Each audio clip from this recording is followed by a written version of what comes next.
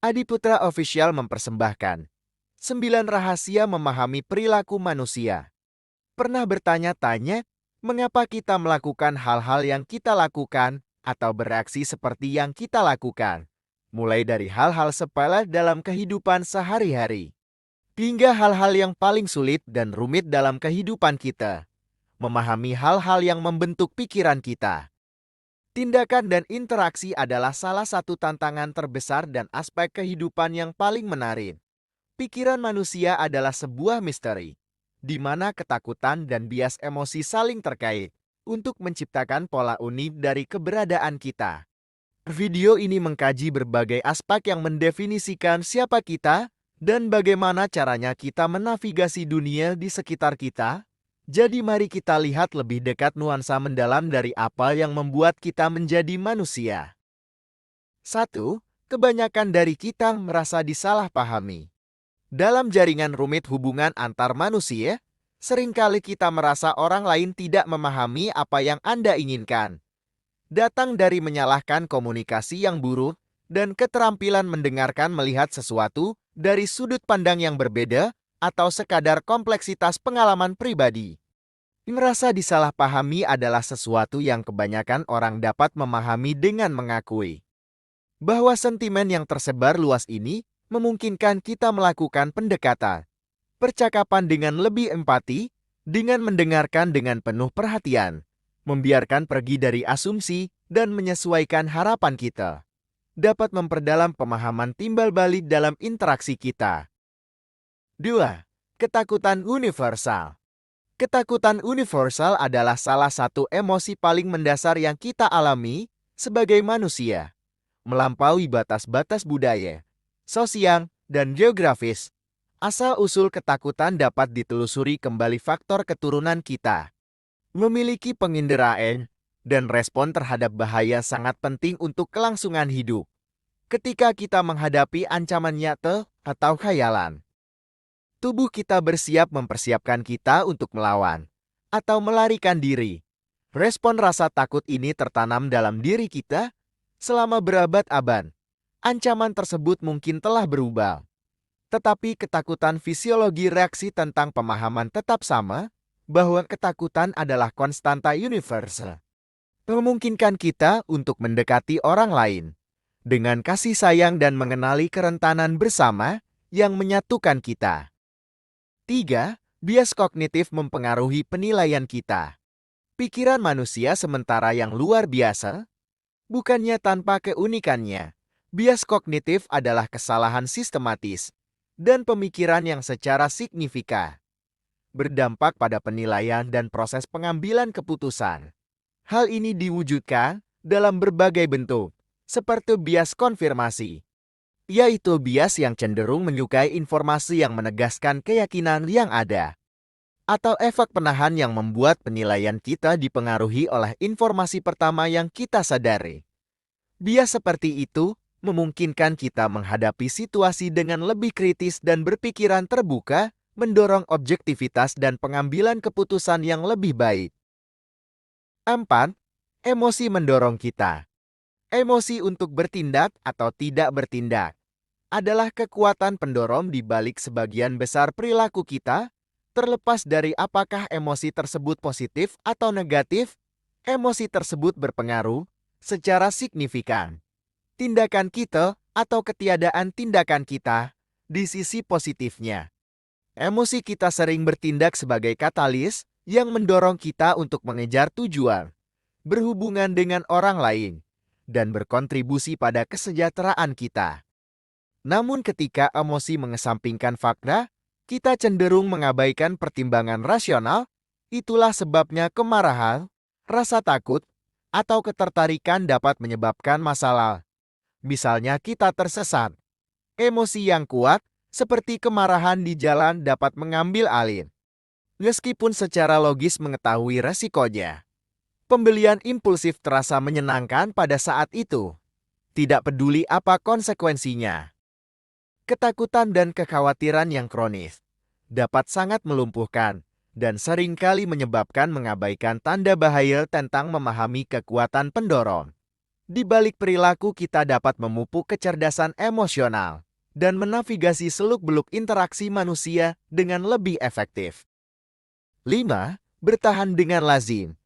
Ketika kita menolak untuk menerima kebenaran atau kenyataan yang sulit, itu adalah mekanisme pertahanan umum yang membantu melindungi kita dari informasi yang terlalu menyakitkan atau mengganggu untuk dihadapi. Pada dasarnya, penolakan berfungsi sebagai penghalang dan pelindung. Ketika kita tidak siap menghadapi beban emosional penuh dari situasi atau kenyataan yang sulit. Hal ini dapat terwujud dalam berbagai cara, mulai dari menghindari pemikiran tentang masalah yang membuat stres, hingga menolak mentah-mentah untuk menerima sebuah kesalahan. Meski ada bukti kuat untuk melewati penyangkalan, memerlukan kesabaran dan komitmen terhadap kebenaran. Penting untuk tidak mengabaikan emosi, melainkan mengakui, mencari dukungan, dan memproses perasaan secara bertahap. Mengenali kecenderungan di antara orang-orang. Ini mendorong dialog terbuka dan mendorong penerimaan dan pemahaman. 6. Menginginkan ketenangan pikiran.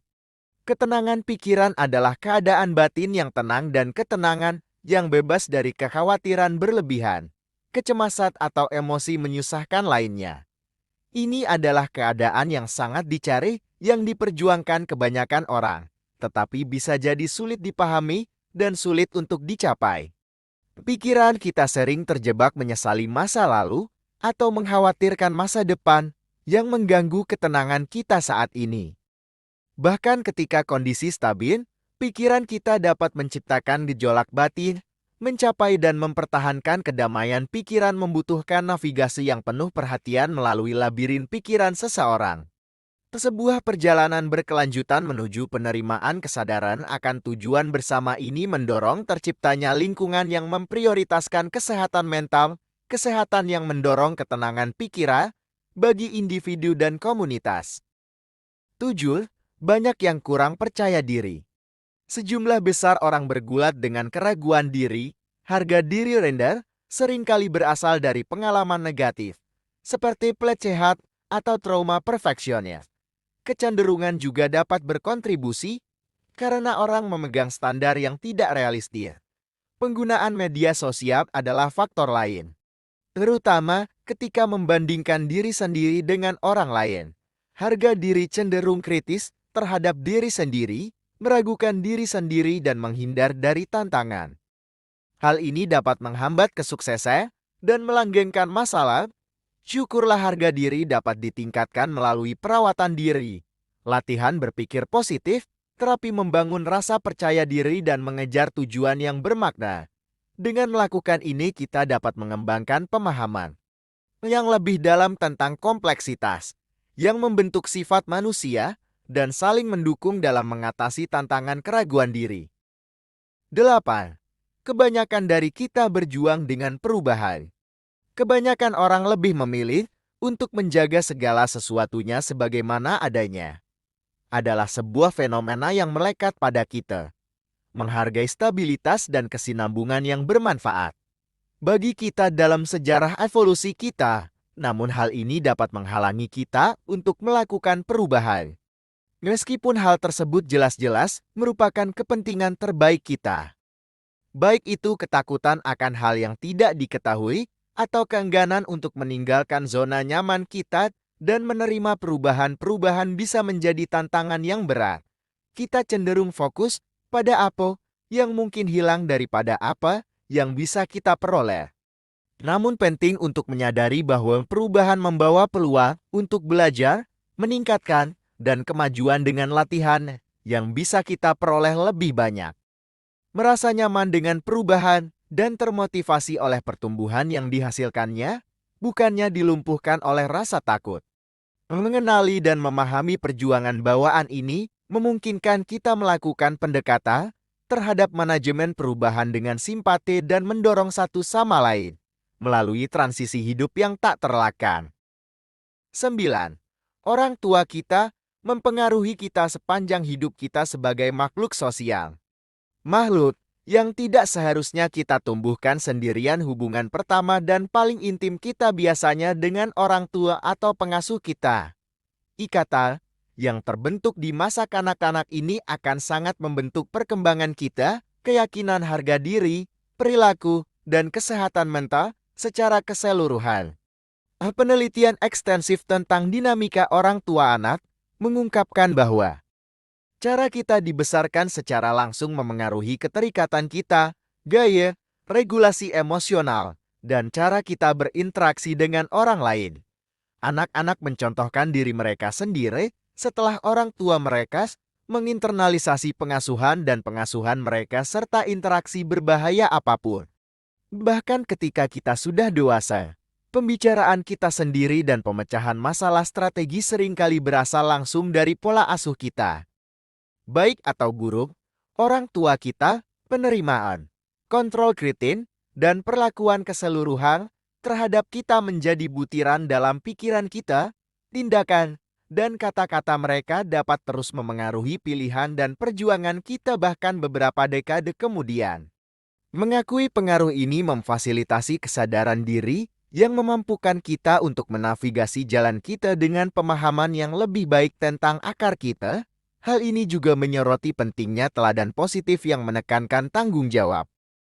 Orang tua dan pengasuh ikut serta membentuk masa depan generasi penerus, yang pada akhirnya memahami mengapa kita cenderung berpikir, untuk bertindak, dan berinteraksi satu sama lain dengan cara yang sama. Yang kami lakukan dapat membantu Anda menjadi lebih sadar akan kebiasaan kami, meningkatkan interaksi, dan yang paling penting, menjalani kehidupan yang lebih bahagia. Jika Anda menikmati video ini, berikan like dan bagikan ke teman-teman Anda sehingga kami dapat terus membuatnya untuk lebih banyak video seperti ini. Klik tombol subscribe dan jangan lupa klik lonceng notifikasinya. Jangan lupa tonton juga video kami lainnya. Terima kasih sudah menonton.